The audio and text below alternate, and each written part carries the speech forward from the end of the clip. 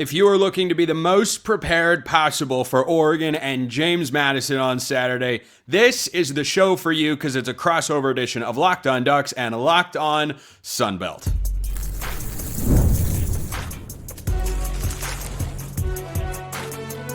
You are Locked On College Crossover, part of the Locked On Podcast Network. Your team every day.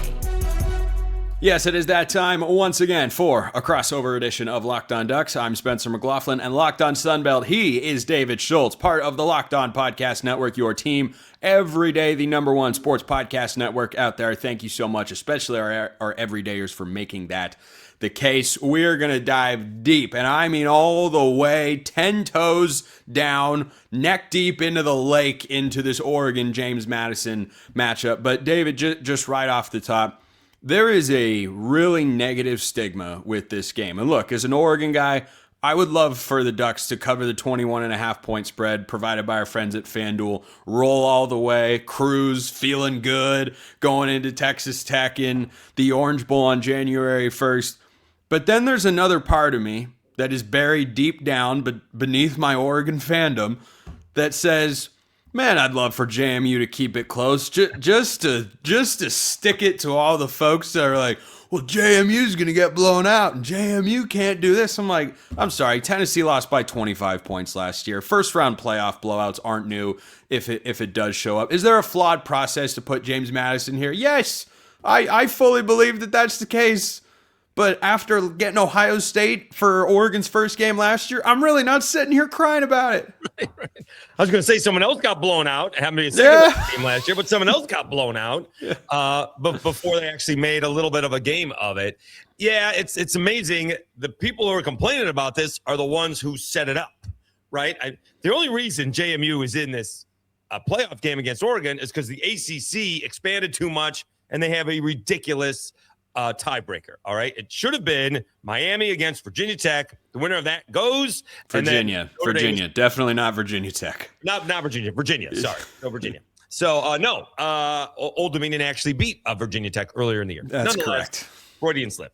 So it should have been Virginia and Miami, and then that winner gets in, and then Notre Dame gets in. Instead, the ACC took Miami because Duke wins.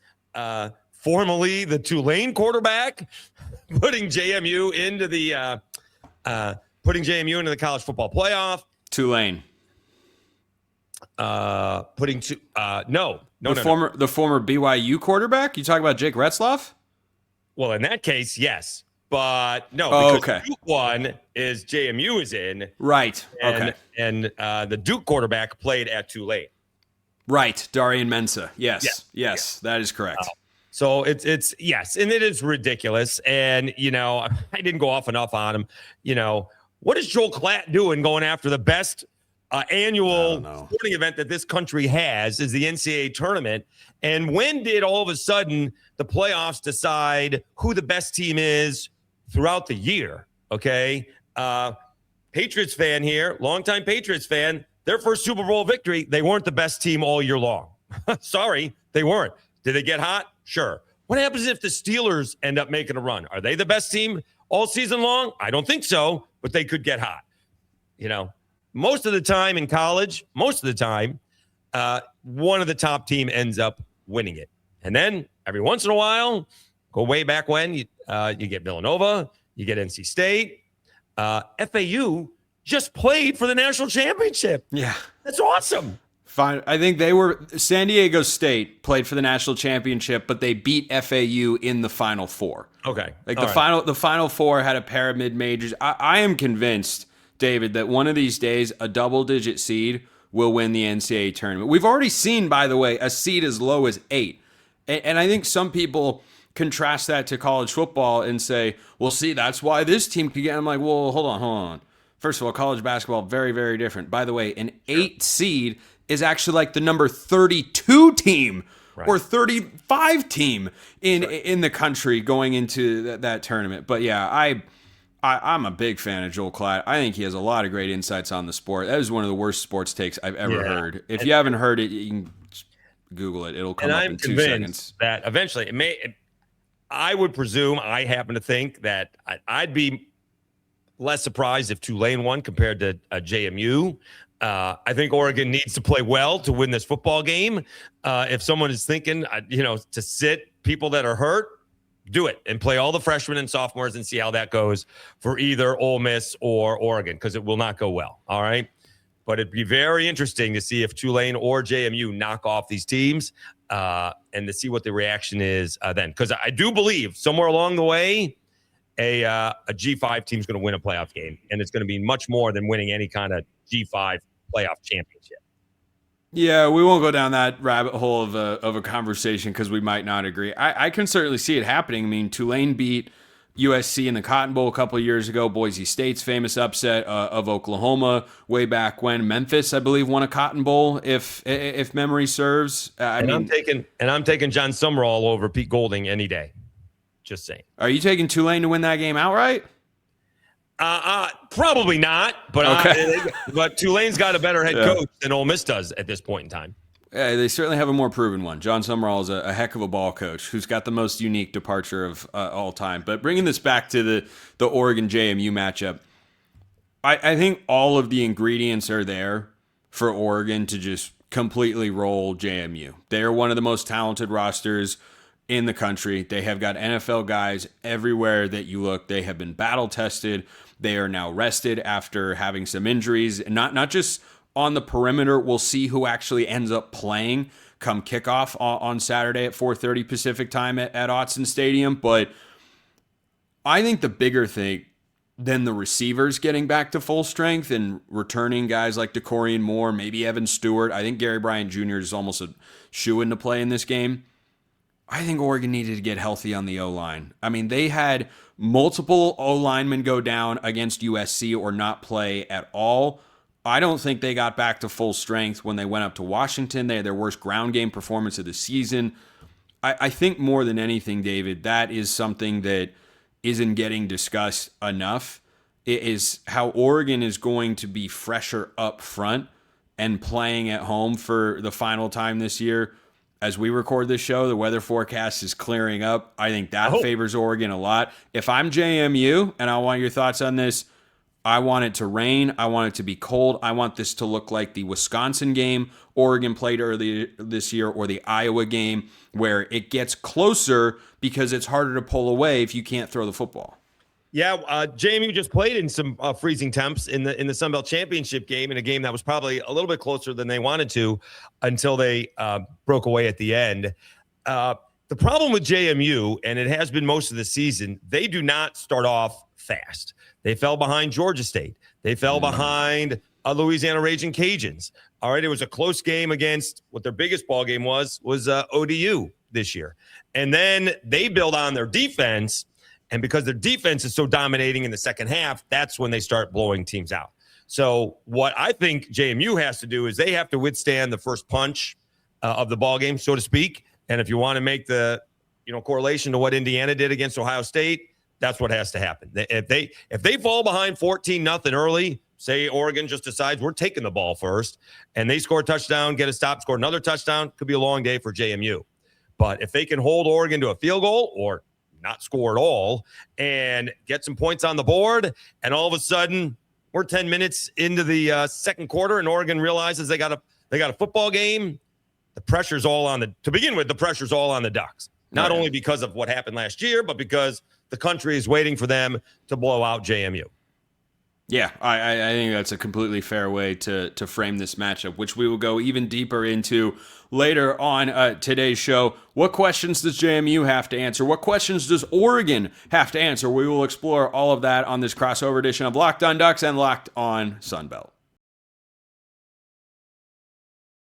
First, this episode brought to you by our friends at Rocket Money. Ever feel like your money just disappears each month? It happens fast. A few subscriptions here, an impulse buy there, and suddenly the numbers in your bank account don't match the numbers in your head. Rocket Money helps you get clarity, track every dollar, and stay in control of your finances. Because managing your money should not feel like a second job. Rocket Money does the heavy lifting for you so you can save more and stress less. Rocket Money finds subscriptions you forgot you were paying for and helps you clean them up quickly. You know how foolish you would feel if you were paying for a subscription twice, or if you're paying for one that you don't even use? That is money that you are literally giving away. Rocket Money is here to help you with that and so much more, to help you reach your financial goals. Having the app find good times to save each month keeps you consistent with reaching those financial goals. Take control of your finances and cancel your unwanted subscriptions with Rocket Money. Go to rocketmoney.com/lockedon today. That's rocketmoney.com/lockedon. Get your finances in order. If you've got a financial goal you want to reach, Rocket Money is here to help you out. Check them out at rocketmoney.com/lockedon.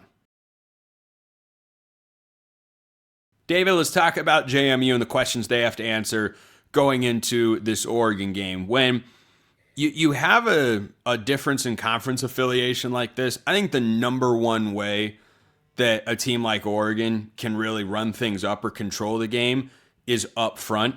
And when I've watched this JMU team on film, I think they're incredibly physical up front. They have not seen a team like Oregon all year in the trenches. The Oregon's got a couple of All-American selections in Iapani Lalaulu or Poncho at center, Emmanuel Prenon at guard, All Big Ten selection on the second team, and Isaiah World at left tackle. How do you feel like JMU on both sides of the ball up front is capable of matching up with Oregon? Well, that's going to be a big deal, right? They are as good as defensively as you're going to find in the nation. Can they match up with them size-wise? 6 times this season, Spencer, they shut out the opposing team in the second half. 4 straight. It is really impressive. And for comparison's sake, the only comparison sake they have is Louisville. I was at that ball game. They came to me. They held their own. Louisville won that ball game because they made 2 plays. They got a crossing pattern for a touchdown, and they ran a nice sweep for a touchdown. All right. And there was the strip sack in the end zone. That too. Right. So the JMU, in other words, the JMU defense, which I think gave up 1 more yard to Louisville than JMU had against Louisville, held their own against the Cards early on in the season. Also, it should be noted, Alonza Barnett III was still not banged up, but healthy, trying to get healthy from his knee injury. So they're really good at smothering the ball carrier.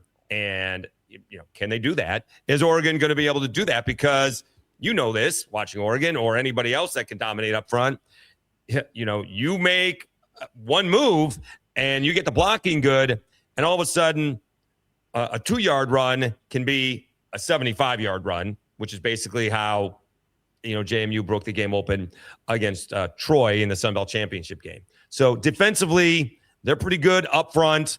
It does take them a little bit to get going. All right, they're much better in the second half. They're a much better second half team offensively and defensively. And so it's important for JMU to keep this ball game close and not let it spin out of control early. Yeah, the Oregon ground game, as I mentioned earlier, wasn't great against Washington. I think the Huskies' scheme in that one was really good, and they were determined to take away the run because it's been so effective for Oregon this year. But what makes the Ducks really dangerous, David, is that if you want to take that away, well, they're not one-dimensional. They can play complementary football. They can be run-centric. They can be pass-centric. They'll use play action. They're just so varied in the way that they can attack you with future Kentucky head coach, but still offensive coordinator Will Stein. He's done a great job this year of showing teams a lot of different looks, both in the passing game and especially in the run game as well. I think he's been really creative and clever with Oregon's running back trio of Jordan Davison, De'Ara Hill, and Noah Whittington. Feels like he's always had those guys in at the right time and has different plays and concepts he wants to use for each individual player there. But with JMU's pass defense, what's your confidence level? Because the number one thing that stood out for me when I talked about him earlier this week is, man, I feel like they got some players back there. I mean, DJ Barksdale, holy smokes, man, he's flying around the field.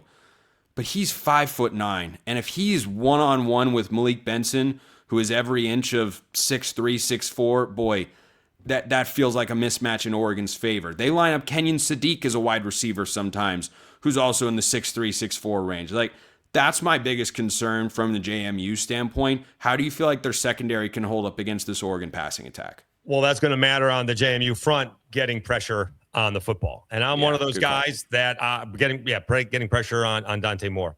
I'm one of those guys that I'm going to force you to go over the top. All right. If you pick up the blitz, you win. All right. You're going to have a 5'9" guy on a 6'3", 6'4" guy.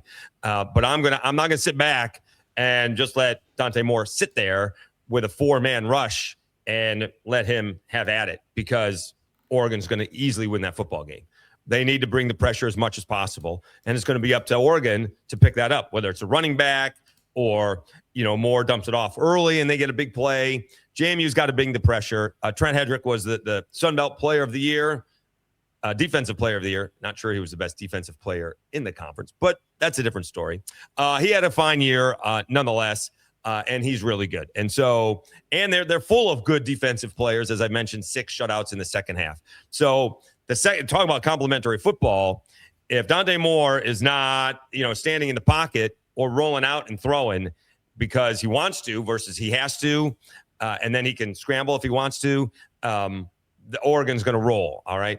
JMU's got to bring pressure to Dante Moore. They got to somehow close up the running game and then force. It's got to be 3rd and long, right? If Oregon is in 2nd and 4 and 3rd and 2 all day long, good luck, JMU. Yeah. JMU's got to get Oregon behind the sticks. It's got to be 3rd and 7, 3rd and 8. Then if Oregon is able to move the sticks from that, then you got to tip your hat. But I got to bring pressure, and I got to bring it all game long.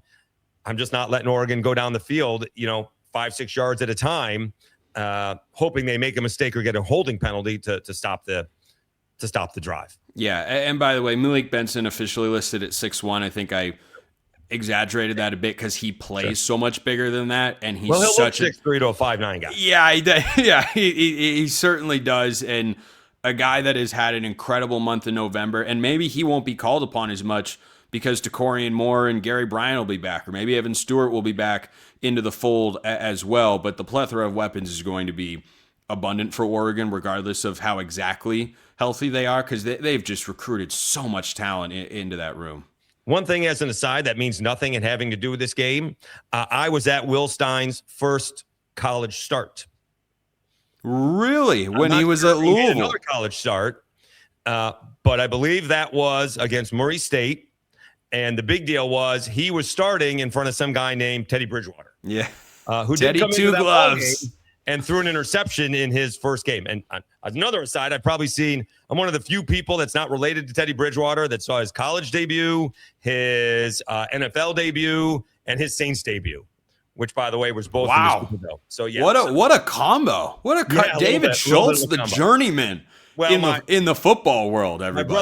My brother lives here in Louisville, so I came for the weekend. Somehow it was hotter in Louisville, Kentucky than it was in Key Largo, Florida. I don't understand that one.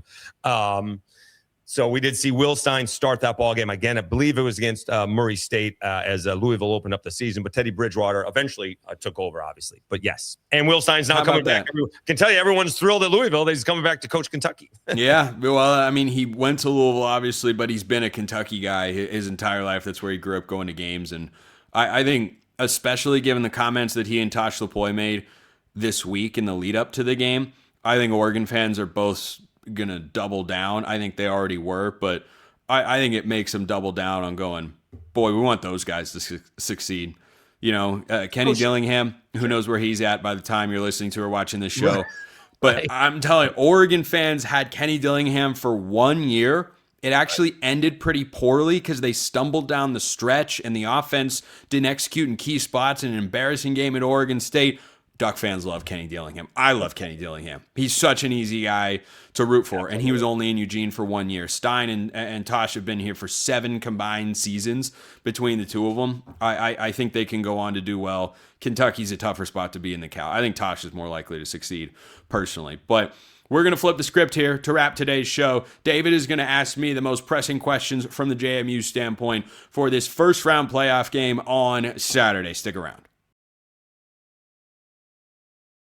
First, this episode brought to you by our friends at Wayfair. The holidays always show up faster than we expect. And if you're still putting together gifts, last-minute decor, or getting your home ready for guests, Wayfair has you covered. Whether you need a quick room refresh, new bedding, those final seasonal touches, Wayfair makes it easy to get what you need fast. Wayfair is truly your one-stop shop for everything home, with decor, furniture, kitchen essentials, and gifts for every style and every budget, all delivered quickly and easily. Their selection is huge, because why would you want a narrow selection? That's like going to watch a sport on Saturday and only being able to watch one sport. You want to be able to watch several sports. You want to have a buffet. You don't want to have a small menu. You want to have a buffet of options. Wayfair is about the buffet angle of things. And let me tell you, I am all about the buffet. And Wayfair has got everything that you need. Get last-minute hosting essentials, gifts for all your loved ones, and decor to celebrate the holidays for way less. Head to wayfair.com right now to shop all things home. That's WAYFAIR.com. Wayfair, every style, every home. All right, we continue the crossover edition, Locked On Sunbelt. I'm Dave Schultz, your teams every day. Spencer McLaughlin with Locked On Ducks. All right, so I brought this up when the playoff came out, and I was trying to figure it out. Is Oregon better this year, or were they better in 2024 when they were the number one seed? And if they are not better, although on paper they are, statistically, they're a better team. They score more points and give up less points in 2025. But the comments that I got from Oregon fans was it was a much more veteran team last year, especially a quarterback. So has Dan Lanning done a better coaching job in 25 than he did in 24? Yes, is the answer to that question. Are they a better team in 2025 than 24? That's really, really difficult because there are aspects of the 24 team that I would like to have on this year's squad. But I feel like as I just do a quick calculation in my head, I think there are more position groups that I would lean as being better this year than a season ago. I think the most glaring difference between the two, where I give the edge to 2024, is that Dylan Gabriel's veteran moxie at quarterback was why they were 12-0 last year. Yeah, that's what was brought up. Yep. And Oregon is 11-1 this year because Dante Moore got thrown off by a really good defensive game plan and execution by Indiana. And what I've seen from JMU, David, I don't know how much film you dive into with the Dukes, it seems like they bring a lot of different types of pressure, second and even third level blitzes. They'll blitz a corner, a safety. They blitz their linebackers a lot. They'll simulate pressures, rotate guys around. That's what threw Oregon off their game, threw Dante Moore off his game, really. Like, he had the worst game of his career. Now, here's the caveat. Dante Moore can do things on the football field. Dylan Gabriel can't. Gabriel was a third-round pick. He was probably overdrafted at that spot. Dante Moore, whenever he leaves, will be a first-round pick. Why? Because he's bigger. He's not the runner Dylan Gabriel is, but he's got a better arm, and he's just got a lot more gifts. So that back and forth of, hey, Dylan Gabriel struggled against Ohio State because they watched the tape from the Big Ten title game and realized, hey, Dylan Gabriel's kind of small. Let's bat the passes down because we have the length to do it. And that was a factor in the Rose Bowl. Well, Dante Moore hasn't had that problem this year. Right. But he did have the problem of all these complex defenses. Meanwhile, Dylan Gabriel last year put up 32 points in the first meeting with Ohio State. Dante Moore wouldn't do that. So I think that's the biggest area. The offensive line, I think, was better pass protecting last year. They're a better run blocking unit this year. I think the linebacking unit is kind of a wash. It's mostly the same guys. I think the D-line was a little bit better last year, but boy, both units are really good. I definitely like this Oregon secondary more. I like this Oregon running back room more. They're deeper. Wide receiver room, I can go either way. Probably lean this year's squad. So again, it's a lot of back and forth. I've actually never thought about that question before. I love that you asked me that. Like, is this Oregon team better? They definitely have the higher ceiling. I think they have a slightly lower floor because of their lack of experience at a couple spots. But 12 games in, boy, I feel like they're playing really, really good football right now. All right, so Alonza Barnett III had some issues throwing the football for whatever reason against Troy. I don't know if it was cold. He was thrown way behind his receivers. If that happens, that obviously is going to be easy for Oregon to overcome. However, they did a good job of deciding to do more RPO where he ran it, and Troy had troubles figuring it out. Is Barnett running it, or is the running back Wayne Knight running it? And it always happens, Spencer. Made my way down from the press box. missed a 40-yard Wayne Knight run, missed a 26-yard Alonza Barnett touchdown run. Yeah. Every single time. But nonetheless, how does Oregon do against those dual threat quarterbacks? Are there a lot of those in the Big Ten? I mean, not like Barnett. He's nimble and agile, and the dual threats that Oregon has faced this year have mostly looked like Mark Gronowski. The big, lumbering, physical runner, but not necessarily a speedster or a guy that can break it open. Now, the best dual threat they probably faced all year was Damon Williams. And the reason I have supreme confidence in Oregon's defense in this game is twofold. Number one, they've been good all year long. Number two, they're having plenty of time to prepare. And number three, I am not particularly scared by JMU's downfield passing game. I'm concerned about their ability to break big runs. I think that's what has made them effective from what I've seen. You might feel differently, but they create explosives in the run game really well. I think better than they do in the passing game. But Damon Williams is the best athlete Oregon has faced at quarterback this year. He was under 30 yards as a runner. He completed 50% of his passes and had 2 interceptions. And I think he is a better football player, hot take, than Alonza Barnett. Absolutely no disrespect. So I feel really good, seeing as how that's the last game Oregon played, and it was on the road. Right. They had a game plan for it. So I feel pretty, and Washington's got better personnel than JMU. I feel good about what Oregon's defense will do in that spot. Just to give Oregon fans and yourself a little background on Barnett, and if you know anybody who's heading west and can get the movie rights to him, he's a Disney movie waiting to happen. He won the job out of camp in 2023 under Kurt Signetti. Ended up either getting the yips or stage fright, lost the job. Jordan McLeod ends up getting the job and winning Sun Belt Player of the Year. He transfers to Texas State. Bob Chesney comes over. Barnett is the starter again, struggling a little bit. Chesney goes, whatever you're doing, you're the guy. We're not taking you out of the ballgame. He proceeds to put a 70 spot up against some team named North Carolina, which basically ended Mac Brown's career. He then proceeds to get hurt on the last play of scrimmage in the final game of the regular season in 2024. Comes back this year, wins Sun Belt Player of the Year. That's easy good stuff. That's the good stuff. I saw him at a press conference earlier this week. He seems like a very likable, humble guy. I mean, if Chesney doesn't land this guy a script, heading out west, he's a fool. He needs that side gig. Hey, I got a movie pitch for you. It's too good to be true. Yeah, I think that's awesome. I think for JMU in this game, David, and we'll wrap with this thought, they've got to be able to run the ball. I just cannot see them if they are forced. If Oregon doesn't have to bring down, an extra safety and run support like Dylan Thieneman or Aaron Flowers, and they can play too high, and JMU is going to try and throw against it, I think that's disaster waiting to happen. Well, they had all kinds of issues. Barnett was standing back there forever and not getting rid of the ball. And then when he was, it was again 2 or 3. It was just behind the receivers. Yeah. I did go into the TV booth. I was fortunate enough to meet Andre Ware. I can't tell you how shocked I am that Andre Ware thought it was the wide receivers that were at fault dropping the football rather than the quarterback being accurate. Shocker.